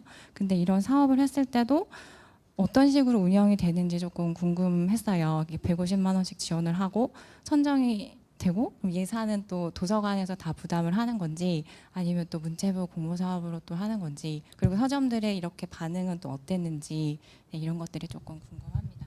그러니까 좀 정리를 하자면, 그러니까 서울형 책방의 운영 방식과 그 성과에 대해서 물어보시는 것 같고, 그 전에 그러니까 아까 살짝 넘어가시기도 하셨어요. 그러니까 서울형 책방이라는 것이 어떤 지향점을 가지고 있는 프로그램인지를 약간 보충 설명해 주시면서 같이 이야기해 주시면 좋을 것 같습니다. 서울형 책방은 저희가 아까도 말씀드렸지만 지역 서점의 역할이 도서를 판매하는 거에서 이제 문화 공간으로의 역할로 확대되는 과정에서 이제 문화 예술 프로그램들을 좀 활성화하고 그것도 적극적으로 운영하실 수 있게 지원하기 위해 생긴 사업이고요. 그래서 저희가 지원을 하고 다양하게 지금 몇 년간 저희뿐만 아니라 다양한 관에서 많이 지원하고 운영하고 있는 걸로 알고 있는데요. 서울형 책방은 서울시 예산으로 서울도서관 예산으로 지금 추진하고 있고 이런 것들이 보통 보조금 사업으로 많이들 지원하고 있는데 저희는 이제 행사 용역사와 함께 같이 프로그램을 운영하고 있고요. 그래서 프로그램을 공모를 받아서 선정을 하고 그 프로그램 운영이 되시면 저희가 그런 것들을 다 기록을 하고 이제 운영비를 추후에 지급하는 형식으로 진행하고 있습니다. 그래서 다양하게 운영을 하다 보는데 저희가 여기랑 지원이라고는 썼지만 사실 문화를 같이 만들어 가고 있는 과정이라고 저는 지금 생각하고 있거든요. 그래서 제가 맡아서 해보니까 서점분들의 아이디어가 이제 주무관님 말씀하신 것처럼 도서관과 다르게 되게 무궁무진하세요. 제가 알고 있는 저도 책에 대해 관심 많고 작가들을 많이 안다고 생각했는데 제가 모르는 다양성들이 서점에서 되게 발현되는 걸 보면서 이게 책방 문화가 이래서 좋은 거구나라고 요즘 많이 느끼고 있고요. 그래서 같이 이제 서울의 독서 문화를 지금 같이 만들어가고 있는 과정이라고 생각해서 저는 꼭 지원 이게 아니라 함께 서점과 같이 가고 있다고 생각을 하고 있습니다. 그래서 이런 것들이 저희는 서울형 책방이 이제 문화예술책방 지원이라고 이제 말씀드리는데 사실 여기 10년 이상 장기 운영하신 그 서점분들도 함께 가야 되는 지금 상황인데 그분들도 이제 서울형 책방으로서 역할을 하실 수 있게 저희가 어떻게 지원하면 좋을까 그것도 함께 지금 고민하고 있는 상황입니다. 네. 네, 감사합니다. 마치 짠 듯이 서로 질문을 나누어 주신 네 분의 패널분들께 진심으로 감사드리고 혹시 뭐 더 궁금하신 거 있으신가요? 서로에 대해서? 네. 아, 네, 네, 네. 저 하나만 더 여쭐게요. 대표님께 그 독립서점이 그러니까 사실은 서울이나 제주도나 이런 데는 독립서점이 잘 발달이 되어 있잖아요. 그 독립서점이 지역에서 그러니까 후암동에 또 계시니까 그 지역에서의 그 자리를 잘 잡으려면 혹시 노하우 같은 게 좀 있을까요? 그 아까 막 사례별로 말씀해 주셨던 것처럼, 그러니까 결국에 이제 운영하시는 분이 이제 얼마만큼 뭔가 기획력이 있다거나 좀 어떤 무언가를 하고 싶은 약간 다양한 생각들, 아이디어들이 있어야 그 공간이 그래도 책방의 영역뿐만 아니라 다른 모임의 영역까지도 잘 할 수 있지 않을까 싶어요. 왜냐하면 지금 책방은 너무나도 많고 사실 특정 책을 어떤 책방에 가서 꼭 살 이유는 없잖아요. 근데 그 책방을 찾아갈 이유를 만드는 거, 그게 좀 중요하지 않나 라는 생각이 듭니다. 저희가 이제 후암동 해방촌에 있지만 실제로는 대부분 다 멀리서들 오시거든요. 어떤 때는 광양에서도 오시고 어떤 때는 뭐 부산에서 오시고 창원에서 오시고, 물론 당연히 서울 기반 경인 지역을 기반으로 오시긴 하나 타 지역에서도 오시는 건 사실 그런 뭔가의 부합이 잘 맞았기 때문에 오시지 않았나 싶습니다. 네, 감사합니다. 네, 답변이 되셨습니까? 아, 네. 감사합니다. 그럼 이제 더 없으신 거죠? 사실 시간이 좀 지나서 저희 그리고 그 앉아 계신 분들과 그다음에 인터넷상에서의 질문도 소화를 해야 되기 때문에 저희들끼리 궁금한 건 이따 저희들끼리 또 나눠보도록 하겠습니다. 마이크 혹시 객석으로 가는 마이크 준비됐습니까? 아, 예, 준비됐으니까 일단 필요하신 질문 있으신 분들은 손을 들어주시는데, 저희가 첫 질문은 늘 뭔가 어쩔 수 없는 마가 뜨곤 하죠. 그래서 온라인 질문부터 소화를 하겠습니다. 그러면 듣다가 궁금하신 점이 있거나 혹은 추가 설명이 필요하다고 여겨주시는 분들은 손 들어주시면 마이크를 전달해 드리도록 하겠습니다. 온라인상으로 질문이 이것저것 들어와 있습니다. 와 있는데 가장 눈에 띄는 질문이 이런 질문이에요. 원주에 진짜로 지역 문화 중심에 선 서점이 있을까요? 도대체 어느 서점이 그렇죠? 네. 상당히 공격적이죠.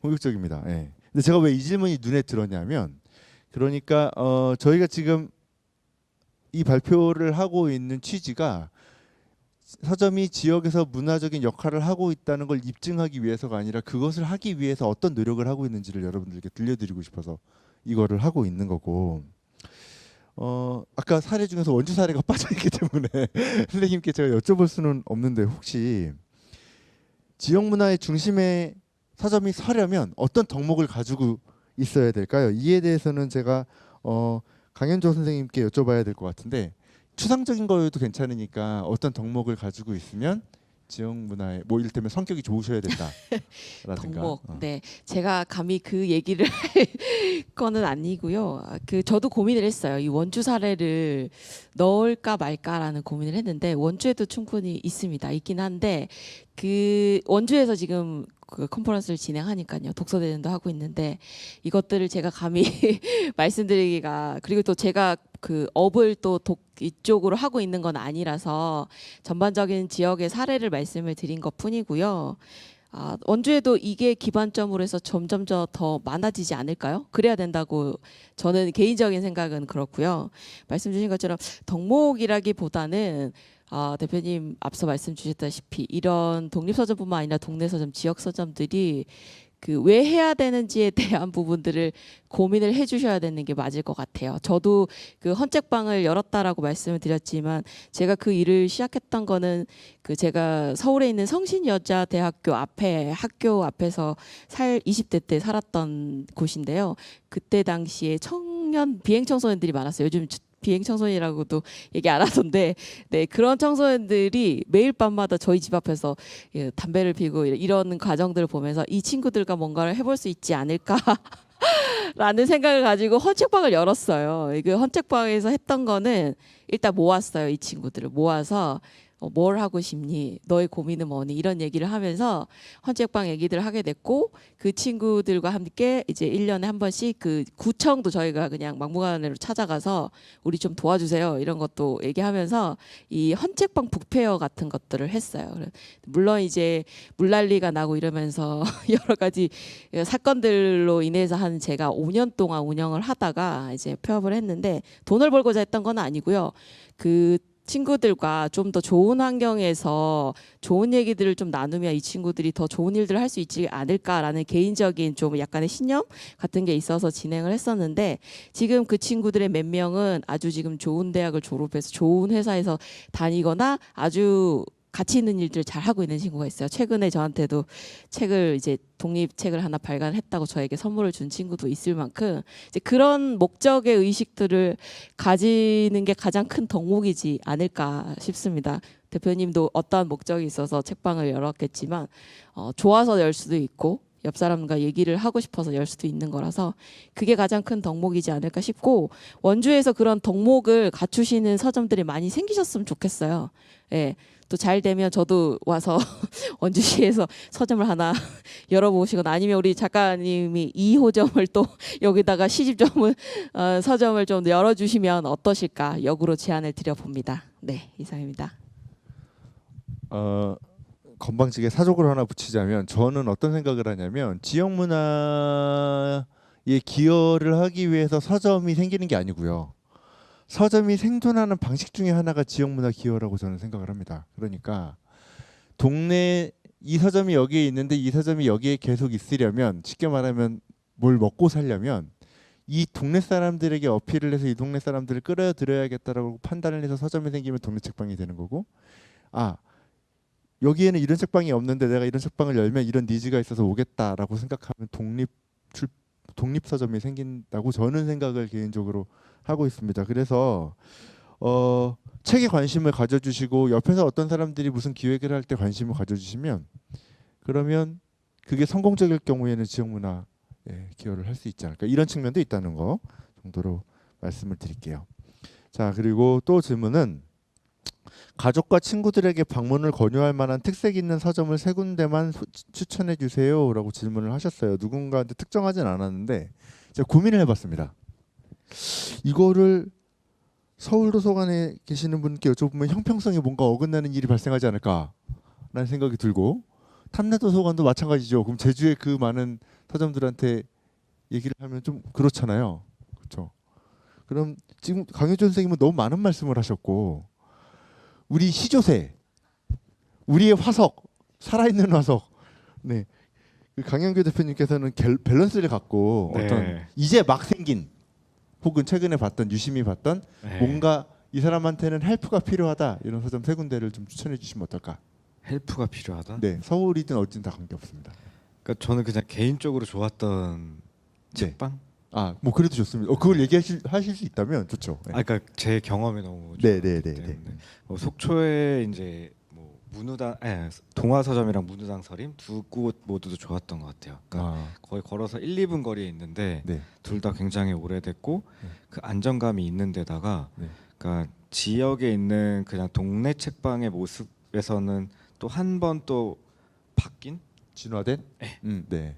그러니까 책을 추천하는 방식이라던가 책을 놓여진 매대의 방식, 형태 네. 이런 것들도 너무나도 좋았던 것 같고 그래서 한번 가시면 규모도 크기 때문에 굉장히 오랫동안 머물면서 또 마음에 드시는 책을 또 한 권씩 딱 들고 나올 수 있는 계기가 되지 않을까라는 생각이 들고 강릉에 이제 한낮의 바다라는 곳이 있어요. 근데 사실 저는 이제 왜 책방 하면서 왜 커피 안 팔아요 이런 얘기들도 종종 듣는데 저는 뭔가 그런 거는 또 잘하는 분이 해야 되는 게 맞다고 생각하는 편이어서 저희는 음료를 하지 않는 건데 한낮의 바다 같은 경우에는 작은 공간임에도 불구하고 어느 공간은 여기는 커피를 마시는 공간이구나, 여기는 책을 읽고 책을 고르는 공간이구나 라는 거를 미묘하게 온 분들이 느낄 수 있게끔 해놨어요. 근데 그 두 개의 공간이 다르지만 안정감 있게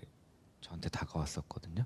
그래서 한낮의 바다도 너무나도 좋았고 또 제주도 같은 경우에 이제 소심한 책방 너무나도 좋아하는데 원래 종달리 안에서 또 다른 곳으로 이동을 하긴 했는데 지금 이동한 곳은 더 좋은 거예요. 성산 일출봉이 바로 보이는. 근데 공간도 너무나도 크고 그 공간의 섹션을 너무 또 다 잘라 놓으신 거예요. 그래가지고 만약에 어디 가족과 간다라고 한다라면 이렇게 말씀드린 책방 가시면 너무 좋지 않을까? 물론 당연히 위트앤시니컬은 너무나도 멋지죠. 네. 네, 가족과 함께 갈 만한 서점 세 군데를 아주 근사하게 척척척 얘기해 주신 역시 우리를 굽어 살피시는 조상님이셨습니다. 자, 현장 질문 없으십니까 혹시? 나 이거 궁금하다 이런 거 있지 않습니까? 뭐 1년에 연 예산이 사용하시는 연 예산이 얼마냐, 얼마나 버냐 이런 것도 좋으니까 질문 없으실까요? 그러면 온라인 질문을 해결해 보도록 하겠습니다.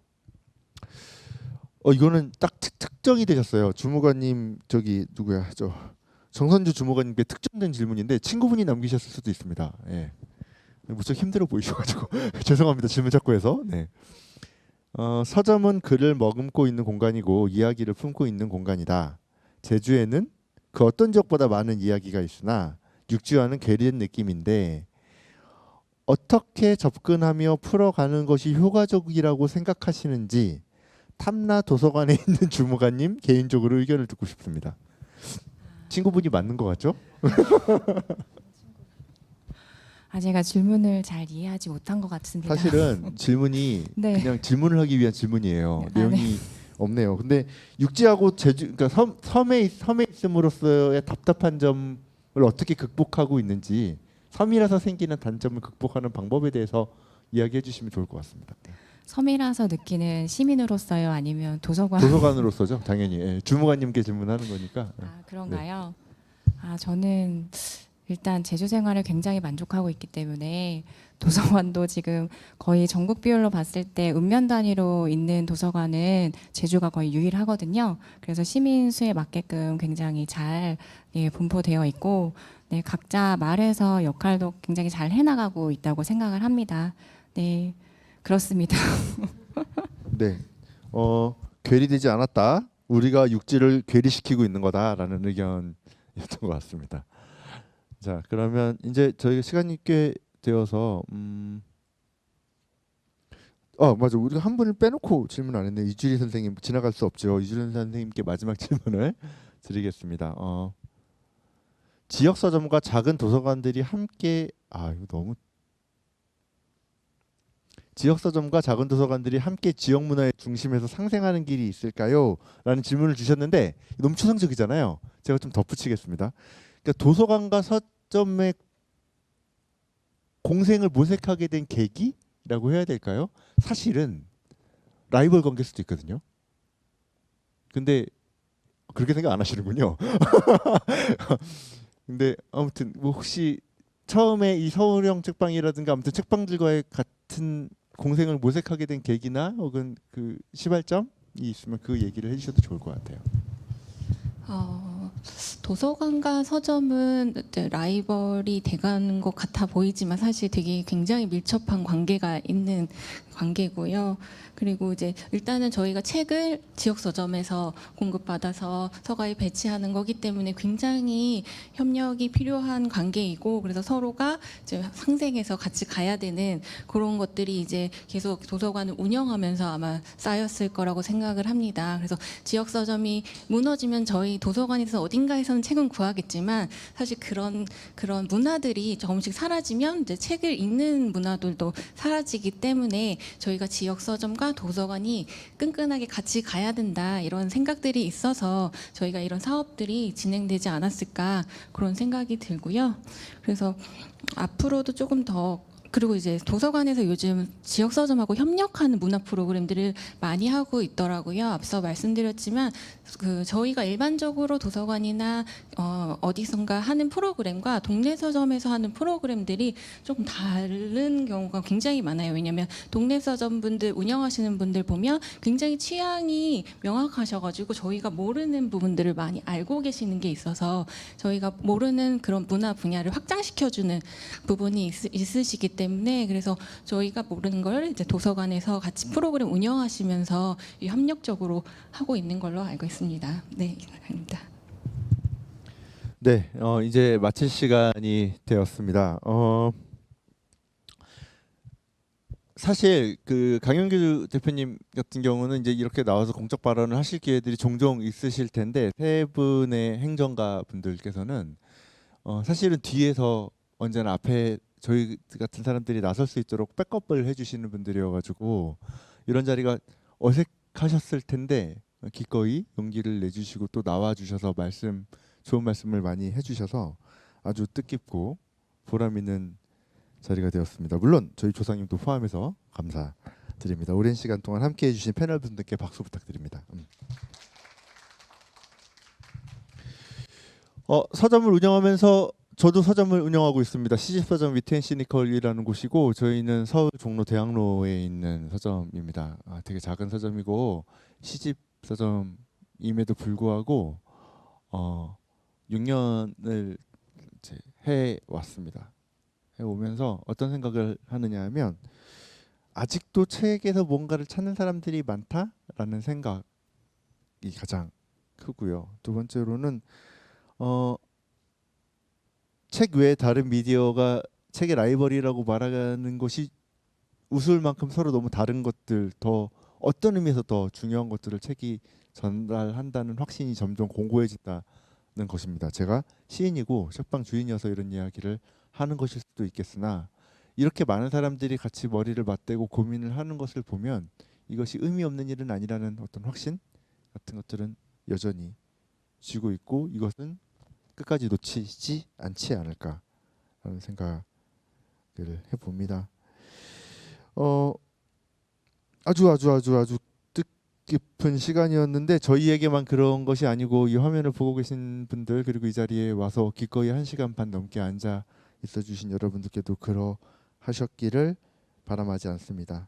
서점이 지역 문화의 중심이 되어서 기여하고 또 함께 살아가는 길을 모색할 수 있기를 진심으로 바라면서 이것으로 2022년 서점의 날 컨퍼런스를 마치도록 하겠습니다.